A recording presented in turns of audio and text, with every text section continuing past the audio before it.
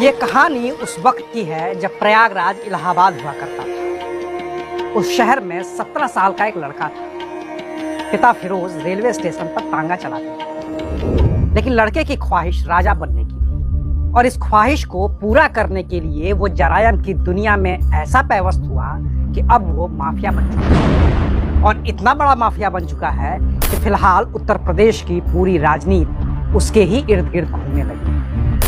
मैं बात कर रहा हूं माफिया अतीक अहमद की, जिसके नाम को लेकर सपा बसपा और बीजेपी के बीच जूतम पैजार हो रही है, लेकिन कहीं भी जिक्र उस कांग्रेस का नहीं हो रहा है जिसके एक सांसद की वजह से ही high school fail Atiq Ahmed Uttar Pradesh के सबसे बड़े माफिया के लिस्ट में शुमार हो गया और जिसने प्रधानमंत्री नरेंद्र मोदी के खिलाफ चुनाव लड़कर अपनी जमानत जब्त की।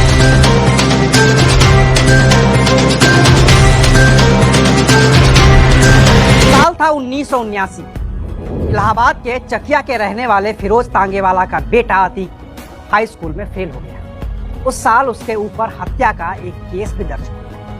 हत्या के इसी आरोप ने हाई स्कूल फेल 17 साल के लड़के को इलाके में इतना मशहूर कर दिया कि उसकी रंगदारी चल गई। लेकिन यही वो वक्त था जब इलाहाबाद के पुराने इलाके में चांद बाबा का सिक्का चलता था। चांद बाबा का असली नाम तो शौक इलाही था, लेकिन लोग उसे चांद बाबा ही कहते थे। पब्लिक तो छोड़िए, पुलिस को भी चांद बाबा के नाम से दहशत होती थी। इलाहाबाद की पुलिस के साथ ही स्थानीय नेताओं को भी अतीक अहमद के नाम में वो रोशनी दिखी जो चांद बाबा की दहशत को खत्म कर सकती थी। लिहाजा अतीक अहमद को शह मिलती गई। 6-7 साल के अंदर ही अतीक अहमद ने अपने चकिया इलाके में चांद बाबा के नाम की दहशत को खत्म कर दिया और खुद की बादशाहत कायम कर ली। अब पुलिस के सामने चांद बाबा से भी बड़ी चुनौती अतीक अहमद था। वो साल था 1986। तब उत्तर प्रदेश के मुख्यमंत्री हुआ करते थे कांग्रेसी नेता वीर बहादुर सिंह। तो एक दिन पुलिस ने अतीक अहमद को उठा लिया। ना कोई केस, ना मुकदमा, ना कोई लिखा पढ़ी, लेकिन पता सबको था कि उठाया पुलिस ने। ऐसे में चकिया के लोगों ने कांग्रेस के टिकट पर पहली बार चुनाव जीते एक सांसद को फोन कर दिया जो मुस्लिम समुदाय से ही ताल्लुक रखते थे और प्रधानमंत्री राजीव गांधी के बेहद करीबी थे, लेकिन इलाहाबाद के नहीं।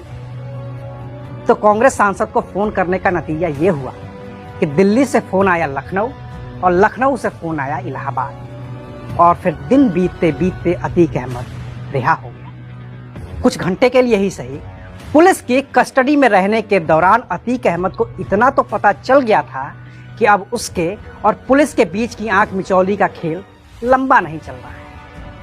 अतीक को पता था कि पुलिस उसे यूं ही नहीं छोड़ेगी और कभी भी उसका एनकाउंटर हो जाएगा। तो एक दिन वो वेश बदलकर पहुंच गया इलाहाबाद कचहरी और पुराने केस में जमानत तोड़वाकर जेल चला गया। इससे वो एनकाउंटर से तो बच गया, लेकिन पुलिस ने अपनी खुंदक निकाली और खूब निकाली। अतीक के खिलाफ मुकदमों की बौछार हो गई। इन मुकदमों में NSA यानी कि नेशनल सिक्योरिटी एक्ट जैसा भारी भरकम मुकदमा भी था। ऐसे मुकदमों से किसी आम अपराधी का पूरा जीवन बर्बाद हो जाता है, लेकिन अतीक अहमद ने इन मुकदमों के जरिए खुद के लिए सहानुभूति जुटा ली। इलाहाबाद के अपने इलाके में उसने खुद को पुलिस से प्रताड़ित युवा के तौर पर पेश किया, जिसमें उसकी मदद की उसी कांग्रेसी सांसद ने जिसे उसने एनकाउंटर से बचा लिया था। 1 साल बाद जब वो जेल से बाहर आया तो इलाके में उसके लिए सहानुभूति की लहर थी और इस सहानुभूति को कैश करने के लिए अतीक अहमद उतर गया राजनीति के मैदान में। 1989 में हो रहे विधानसभा चुनाव में अतीक अहमद ने इलाहाबाद पश्चिम की विधानसभा सीट से निर्दलीय ही विधायकी का पर्चा भर दिया और इस चुनाव में उसके सामने उतरा वो प्रत्याशी जो जरायम की दुनिया में भी उसका प्रतिद्वंदी था, शौक इलाही और चांद बाबा। लेकिन नतीजे आए तो पता चला कि शौक इलाही और चांद बाबा चुनाव हार गए। महज 9,281 वोट ही मिले। वहीं 25,906 वोटों के साथ अतीक अहमद ने वो चुनाव निर्दलीय ही जीत लिया। इस जीत के चंद दिनों के अंदर ही भरे बाजार चांद बाबा की हत्या हो गई। फिर धीरे धीरे करके चांद बाबा का पूरा गैंग ही खत्म हो गया और इलाके में इकलौती बादशाहत हो गई अतीक अहमद। खौफ इतना कि 1991 और 1993 के विधानसभा चुनाव में मुख्य धारा की पार्टियों को प्रत्याशी तक नहीं मिल रहे थे। और अतीक अहमद ने लगातार दोनों चुनाव निर्दलीय ही जीते। 1996 वो पहला विधानसभा चुनाव था जब अतीक अहमद को एक बड़ी राजनीतिक पार्टी का साथ मिल गया। पार्टी थी समाजवादी पार्टी, जिसके मुखिया मुलायम सिंह यादव तब तक 2 बार उत्तर प्रदेश के मुख्यमंत्री बन चुके थे। तो सपा ने दे दिया अतीक अहमद को टिकट और अतीक अहमद लगातार चौथी बार इलाहाबाद पश्चिम से विधानसभा का चुनाव जीत लिया।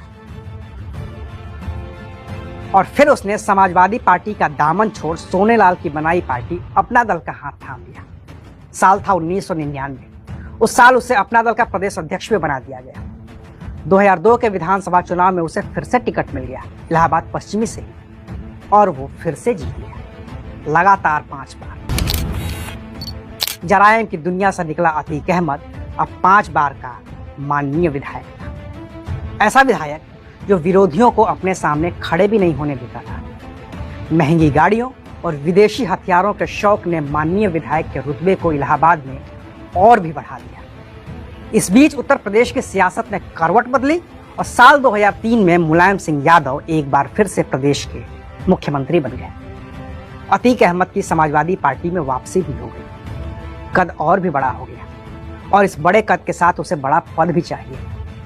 तो साल 2004 के लोकसभा चुनाव में वो इलाहाबाद से सटी फूलपुर लोकसभा सीट से समाजवादी पार्टी का उम्मीदवार बन गया। उसे जीत भी मिली और अब वो माननीय विधायक से बन गया माननीय सांसद। और इसी के साथ अतीक अहमद के बुरे दिनों की शुरुआत हो गई। जिस इलाहाबाद पश्चिमी सीट से अतीक अहमद लगातार 5 बार विधायक बना था, वो सीट उसके सांसद बनने की वजह से खाली हो गई।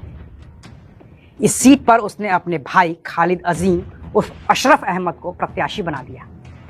पार्टी थी वही समाजवादी पार्टी। अशरफ के खिलाफ बसपा ने राजू पाल को उतारा, जो कभी अतीक अहमद का बेहद करीबी रह चुका था, दाहिना हाथ रह चुका था, लेकिन अब वो खुद मुख्तार बनने की कोशिश कर रहा था और वो भी एक अपराधी हो गया था। उस उपचुनाव में एक और नाम था जो अपनी राजनीतिक किस्मत आजमा रहा था। नाम था केशव प्रसाद मौर्य, भाजपा के उम्मीदवार, वही जो अब उत्तर प्रदेश के उप मुख्यमंत्री हैं। तो उस उपचुनाव में 5 बार के विधायक से माननीय सांसद बन चुके अतीक अहमद के भाई खालिद अजीम उर्फ अशरफ चुनाव हार गए। अब इलाहाबाद पश्चिमी के नए विधायक थे राजू पाल। अतीक को भाई की हार बर्दाश्त नहीं हुई। 3 महीने बीतते बीतते इलाहाबाद पश्चिम के विधायक राजू पाल को बीच चौराहे पर गोलियों से भून दिया गया। पोस्टमार्टम में राजूपाल के शरीर से 19 गोलियां बरामद हुई। इस हत्याकांड में राजूपाल की पत्नी पूजा पाल ने सीधे तौर पर अतीक अहमद और उसके भाई खालिद अजीम उर्फ अशरफ का नाम लिया। केस भी दर्ज हुआ, लेकिन सरकार समाजवादी पार्टी की थी, तो पुलिस ने इन्हें हाथ भी नहीं लगाया। विधायक की मौत हुई तो सीट पर उपचुनाव भी हुए और उपचुनाव में अतीक अहमद के नाम की इतनी दहशत थी कि बसपा के टिकट पर अशरफ के सामने चुनाव लड़ने उतरी राजूपाल की पत्नी पूजा पाल वो चुनाव हार गईं और राजूपाल की हत्या का आरोपी खालिद अजीम उर्फ अशरफ बन गया माननीय विधायक। फिर आया साल 2007। उत्तर प्रदेश की राजनीति में बदलाव हुआ और मुख्यमंत्री बनी मायावती। तब तक विधानसभा चुनाव में अतीक अहमद की पुरानी सीट इलाहाबाद पश्चिम से मारे गए राजूपाल की पत्नी पूजा पाल बसपा के टिकट पर चुनाव जीतकर विधायक बन गई थी। मायावती ने सत्ता संभालने के साथ ही शुरू किया ऑपरेशन अतीक और इसके साथ ही अतीक अहमद के साम्राज्य का किला दरकना शुरू हो गया। यूपी पुलिस ने अतीक अहमद के गैंग को नाम दिया इंटरस्टेट 227। अतीक अहमद अब 20,000 का इनामी अपराधी बन गया था। अकेले गैंगस्टर एक्ट में ही उसके खिलाफ 10 से ज्यादा केस दर्ज हो गए। उसके गैंग में 100 से ज्यादा अपराधी थे। सब पुलिस के रडार पर आ गए। करोड़ों की संपत्ति सीज कर दी। अवैध कब्जा कर बनाए गए कई आलीशान मकान ध्वस्त कर दिए गए और माननीय सांसद अतीक वो फरार था, क्योंकि वो यूपी पुलिस का इनामी अपराधी था। उसकी धरपकड़ के लिए यूपी पुलिस ने पूरे देश में अलर्ट जारी कर दिया। समाजवादी पार्टी ने भी माफिया अतीक अहमद से पल्ला झाड़ लिया और उसे पार्टी से बेदखल कर दी। फिर एक दिन उत्तर प्रदेश पुलिस के पास फोन आया। ये फोन दिल्ली पुलिस का था। उसने दावा किया कि उसने माफिया अतीक अहमद को दिल्ली के पीतमपुरा इलाके से गिरफ्तार कर लिया है। यूपी पुलिस आई और अतीक अहमद को उठाकर जेल में डाल दिया। मायावती ने अतीक अहमद के साम्राज्य के ध्वस्तीकरण की शुरुआत कर दी थी। फिर आया साल 2012। यूपी में फिर से विधानसभा चुनाव आए।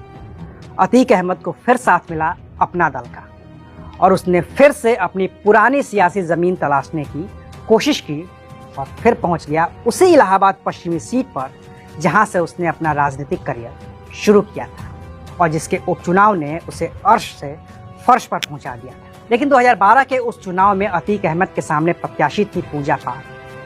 अतीक अहमद और उसके भाई के हाथों मारे गए राजू पाल की पत्नी। चुनाव लड़ने के लिए अतीक ने जेल से पर्चा तो भर दिया, लेकिन प्रचार के लिए उसे जेल से बाहर आना था, तो उसने हाई कोर्ट में जमानत की अर्जी दी। लेकिन उसकी दहशत इतनी थी कि हाई कोर्ट के 10 जजों ने बारी बारी से खुद को अतीक अहमद के केस की सुनवाई से अलग कर लिया। फाइनली 11वें जज ने उसे जमानत दे दी और चुनाव लड़ने वो बाहर आ गया। नतीजा आया तो अतीक अहमद की बची खुची सियासी साख भी खत्म हो गई। भाई को हराने के बाद पूजा पाल ने अतीक अहमद को भी करीब करीब 9000 वोटों से हरा दिया। लेकिन मायावती की तब सत्ता में वापसी नहीं हो पाई। सरकार बनी थी समाजवादी पार्टी की और मुख्यमंत्री बने थे अखिलेश यादव। तो अतीक अहमद की एक बार फिर से सपा के साथ नजदीकियां बढ़नी शुरू हो गई और इतनी नजदीकियां बढ़ी कि मुलायम सिंह यादव ने साल 2014 के लोकसभा चुनाव के लिए सुल्तानपुर से अतीक अहमद को समाजवादी पार्टी का प्रत्याशी बना दिया। इसका पार्टी के अंदर ही विरोध हो गया, लेकिन नेताजी अतीक पर मुलायम बने रहे। फिर बीच का रास्ता निकला और अतीक अहमद को सुल्तानपुर की बजाय श्रावस्ती से टिकट दे दिया गया। उस चुनाव में प्रचार के दौरान अतीक अहमद ने खुले मन से कहा कि मेरे ऊपर 188 केस दर्ज हैं और मैंने अपना आधा जीवन जेल में बिताया है, लेकिन मुझे इसका कोई अफसोस नहीं है। वो मोदी लहर का दौर था, तो अतीक अहमद श्रावस्ती से चुनाव हार गया। जीत मिली बीजेपी के दद्दन मिश्रा को। इसी के साथ अखिलेश यादव से भी अतीक के रिश्ते खराब हो गए। अखिलेश उसे सपा से बाहर निकालते तो मुलायम सिंह उसे पार्टी में फिर से शामिल कर लेते। ये करते करते आ गया साल 2016। उस साल के आखिर में मुलायम परिवार का आपसी झगड़ा दुनिया के सामने आ गया था। लेकिन मुलायम सिंह यादव और शिवपाल यादव के कहने पर माफिया अतीक अहमद अगले साल होने वाले विधानसभा चुनाव में समाजवादी पार्टी का फिर से प्रत्याशी था। विधानसभा थी कानपुर कैंट। दिसंबर 2016 में वो कानपुर पहुंच गया चुनाव प्रचार करने 500 गाड़ियों के काफिले के साथ। पूरे यूपी में उस दिन उसी के काफिले की चर्चा थी। लेकिन इससे पहले वो एक और कांड को लेकर चर्चा में आया था। उसने इलाहाबाद के शियार्ट्स कॉलेज में अधिकारियों के साथ मारपीट कर दी थी, जिसका वीडियो वायरल हो गया था। हाई कोर्ट ने स्वतः संज्ञान लिया, पुलिस को फटकार लगाई और अतीक की गिरफ्तारी के आदेश दे दिए। फिर तो अखिलेश यादव को भी मौका मिल गया।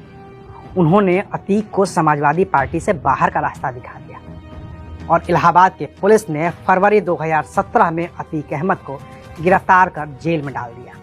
इस गिरफ्तारी को 6 साल का वक्त बीत चुका है। अतीक अहमद जेल से बाहर नहीं आ पाया है, लेकिन जेल से उसके कारनामे बाहर आते रहते हैं। 2017 चुनाव में जब बीजेपी की सरकार बनी तो उस चुनाव में फूलपुर के सांसद केशव प्रसाद मौर्य को डिप्टी सीएम बनाया गया। फूलपुर में उपचुनाव हुए तो अतीक ने जेल से ही निर्दलीय पर्चा भर दिया, सांसदी लड़ी और हार गया। फिर देवरिया जेल में बंद अतीक अहमद एक बिजनेसमैन को किडनैप करवाता है, उसकी पिटाई करवाता है और उसका वीडियो भी वायरल होता है। तो अतीक की जेल बदल दी जाती है। देवरिया से उसे बरेली भेजा जाता है, लेकिन बरेली जेल ने अतीक जैसे माफिया को अपने पास रखने से इनकार कर दिया, तो उसे इलाहाबाद की नैनी जेल भेज दिया जाता है। लेकिन फिर सुप्रीम कोर्ट के आदेश पर अतीक को यूपी से बाहर गुजरात की साबरमती जेल में शिफ्ट कर दिया जाता है। हालांकि अतीक अहमद का खौफ कम नहीं होता है, न ही उसकी ख्वाहिश कम होती है। लिहाजा 2019 के लोकसभा चुनाव में वो प्रधानमंत्री नरेंद्र मोदी के खिलाफ वाराणसी से निर्दलीय ही चुनाव लड़ जाता है और उसे वोट मिलते हैं महज 855। जमानत भी नहीं बचती और वो साबरमती जेल से बाहर नहीं आ पाता है। अभी हाल ही में 24 फरवरी को राजू पाल हत्याकांड के चश्मदीद गवाह रहे उमेश पाल की दिन दहाड़े गोली मारकर हत्या की गई है। इस केस का मास्टरमाइंड भी अतीक अहमद ही है, लेकिन इस केस ने उसके बेटों को भी बड़ा अपराधी बना दिया है, क्योंकि इस हत्याकांड में अतीक के साथ ही अतीक के गुर्गे और उसके बेटे पत्नी भी शामिल है। और इसी वजह से यूपी की राजनीति के केंद्र में फिलहाल वो अतीक अहमद है, जो करीब 4 साल से साबरमती की जेल में बंद है। उमेश पाल की हत्या में शामिल 13 शूटरों में से एक की एनकाउंटर में मौत भी हुई है, जो अतीक का ही गुर्गा था। अतीक के 2 लोग गिरफ्तार भी हुए हैं और सीएम योगी आदित्यनाथ ने विधानसभा के पटल पर ऐलान किया है कि वो माफिया को मिट्टी में मिला देंगे। तो मिट्टी में मिलाने का भी काम शुरू हो गया है। अतीक के करीबियों पर बुलडोजर गरज रहा है। अतीक के कई ठिकानों पर बुलडोजर चल चुका है और भी कई ठिकानों पर बुलडोजर चलना बाकी है। रही बात राजनीति की, तो वो भी हो रही है। सपा आरोप लगा रही है भाजपा पर, भाजपा आरोप लगा रही है सपा पर, बसपा आरोप लगा रही है भाजपा और सपा दोनों पर। हालांकि कांग्रेस खामोश है, जबकि हकीकत यह है अतीक का उभार ही कांग्रेस की वजह से हुआ। फिर कई सरकारें आईं और गईं, अतीक पर मुकदमे लदते गए। एक वक्त में उसके ऊपर करीब 250 मुकदमे थे, लेकिन करीब 45 साल के वक्त में अतीक अहमद को एक भी मामले में सजा नहीं हो पाई। साल 2001, 2003 और 2004 में तो सरकार ने डकैती के दौरान हत्या, SC/ST एक्ट, बलवा, अवैध वसूली और गैंगस्टर एक्ट के 4 मुकदमे खुद ही वापस ले लिए। गवाहों के मुकरने और साक्ष्य न मिलने की वजह से 14 मुकदमों में अतीक को बरी कर दिया गया। 6 मामलों में पुलिस ने ही फाइनल रिपोर्ट लगा दी। एक मामले में तो पुलिस ने ही कह दिया कि गलती से अतीक पर केस दर्ज हो गया है, वो उस मामले में शामिल ही नहीं था। आर्म्स एक्ट के एक मामले में तो पुलिस ने तय वक्त में चार्जशीट ही दाखिल नहीं की, तो केस ही रफा दफा हो गया। लेकिन आज की तारीख में अतीक अहमद पर दर्ज हुए 5 केस की जांच चल रही है, जो योगी सरकार के सत्ता में आने के बाद दर्ज हुए हैं। एक कारोबारी के अपहरण का मामला CBI जांच कर रही है। अतीक के खिलाफ 25 ऐसे केस हैं जिनमें कोर्ट में उसकी हाजिरी हो रही है।